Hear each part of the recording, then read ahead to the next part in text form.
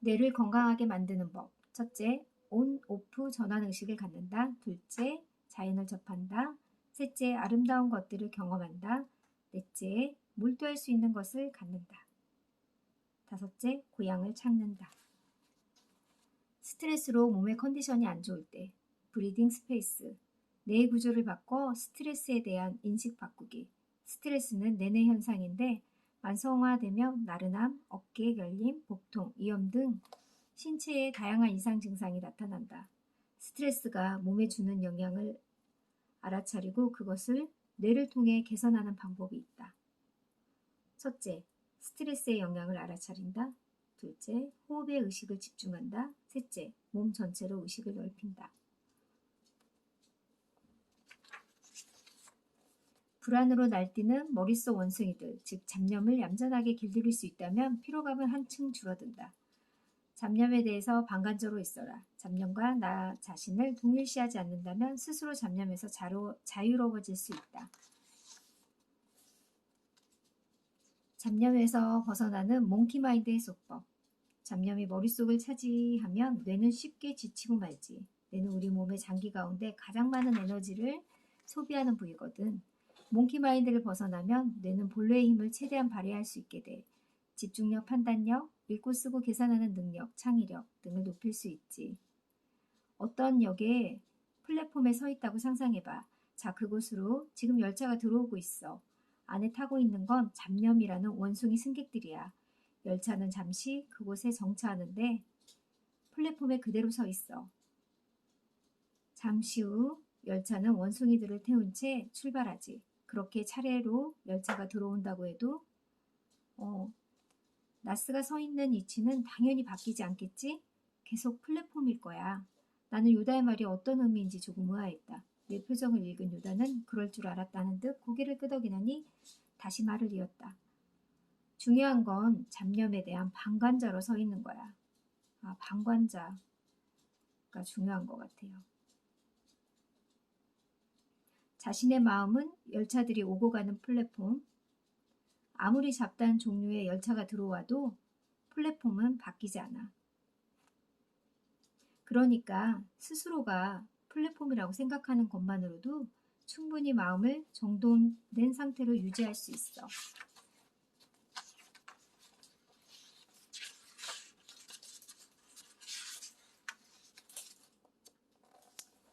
잡념의 고리에서 벗어나고 싶을 때 몽키마인드 해소법, 이건 참 중요한 것 같아요.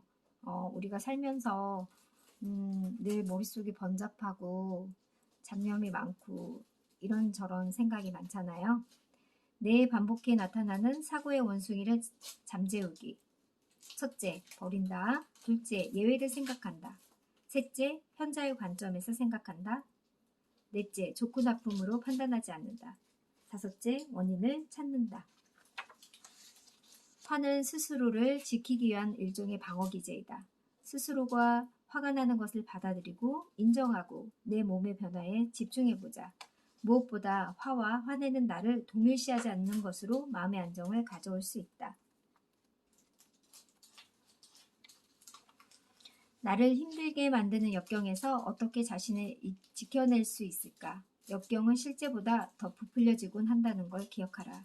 지금 여기에 집중하여 회복력을 발휘하는 것이 당신의 피로를 줄여줄 것이다. 몸에 피로감이 밀려들 때는 그 부위에 주의를 기울여라. 몸 전체를 살피면서 어떤 식으로 감각이 바뀌는지 그 변화를 놓치지 않는 것만으로 피로감이 완화될 수 있다. 인간과 행복의 상관관계. 하버드 대학교 조지 베일런트 박사 연구팀은 하버드대 2학년생 총 724명을 대상으로 1938년부터 75년간 종단 연구를 실시했다.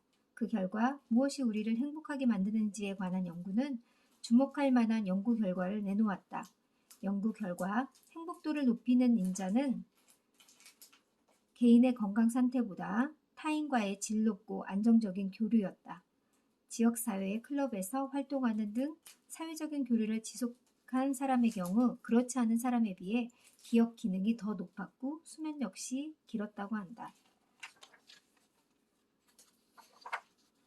상대를 배려하는 것만큼 중요한 것은 나 자신을 배려하는 것이다. 진정한 휴식은 나를 배려하는 일이며 다시 불타올 수 있도록 불길을 내는 것이다. 모두가 편안해지기를 바라는 마음. 오래전 저자의 아버지는 나를 새벽 5시 반에 깨워 이곳에 자선을 시켰다. 겨울에도 맨발로 차가운 바닥에 앉았다. 어릴 적에는 어두컴컴한 법당이 너무 무서웠다. 아버지가 돌아가신 지 2년이 지났다. 예일에서 다시 연구 생활을 시작하고 몇 개월 지났을 무렵 어머니로부터 아버지가 이독하다는 연락을 받았다. 서둘러 일본으로 돌아와 아버지가 입원해 있는 병실을 찾아갔다. 아버지는 침대 위에 힘없이 누워 있었다. 내 기억 속 모습과는 거리가 먼 한없이 작아진 몸. 의식이 몽롱한 상태여서 대화도 할 수 없었다. 심한 통증이 밀려오는 아버지의 호흡은 얇고 거칠었다. 아버지 죄송해요. 지금까지 정말 미안해요. 아버지가 말했던 거 이젠 조금 알겠어요. 아버지 귓가에 되풀이에 속삭였다. 내 말을 알아들은 걸까? 살짝 고개를 끄덕이는 것 같기도 했다. 눈에는 눈물이 고여있다. 아버지의 장례식을 치른 후 다시 미국으로 돌아가 마인드풀리스의 뇌과학적인 접근을 시도하는 연구에 몰두했다. 발표한 논문 몇 편이 세계적으로 유명한 저널에 실려 인정받았고 천천히 연구자로서의 길을 걷고 있다. 그리고 아버지의 3주기 기인을 맞아 오랜만에 교토에 왔다. 나무로 된 바닥에 앉아 호흡에 의식을 집중하자 맹렬한 더위와 마음을 어지럽히는 매미 울음소리가 배경으로 밀려난다. 눈을 감은 채 속으로 외웠다. 아버지가 통증과 슬픔에서 치유되기를, 아버지가 고통에서 해방되기를. 언젠가 요다가 가르쳐준 자비 명상이다.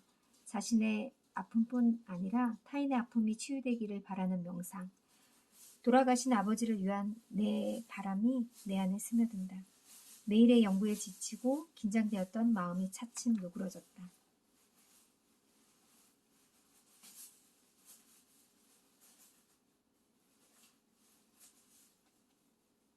사실 마인드풀리스는 무엇인지 말로 설명하는 건 쉽지 않다.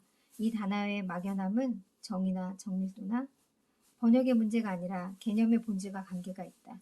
즉 지식으로 입력할 수 있는 것이 아니라 그 세계에 뛰어들어 여러 번 반복해 실천하는 과정에서 체득되는 지혜이기 때문이다. 이 벽을 극복하기 위해 이 책에서는 스토리텔링 형식을 취했는데 특별부록 5일간의 매뉴얼도 수록했다. 마음을 차분히 하면 내면의 예지가 눈을 뜬다. 마지막으로 이 책을 읽고 난 후에는 5분이든 10분이든 호흡에 의식을 집중해보자. 아마도 금방 마음은 방랑을 시작할 텐데 얼마나 자신의 의식이 잡념으로 가득 차 바쁘게 과거와 미래를 오가는지 실감할 수 있을 것이다. 모든 것은 거기서부터 시작된다. 어쩌면 그 몇 분의 명상이 당신의 뇌에 큰 전환점을 가져올지 모른다. 이 책이 그 계기가 될 수 있으면 저자로서 기쁠 것이다. 최고의 휴식을 위한 5일 매뉴얼이 있어요. 매일 할 일은 실외로 나가서 햇빛을 쬐자. 처음 보듯 호기심을 갖고 숲이나 바다 같은 자연을 접하자. 따뜻한 물에 몸을 담그자. 스트레칭이나 요가 등 가볍게 몸을 푸는 운동을 하자. 디지털 기기, 특히 SNS는 멀리하자. 첫째 날은 뇌를 휴식 모드로 바꿔둔다. 온오프 전환을 의식하자. 일상을 정리하자. 집을 비일상적인 공간으로 바꾸자.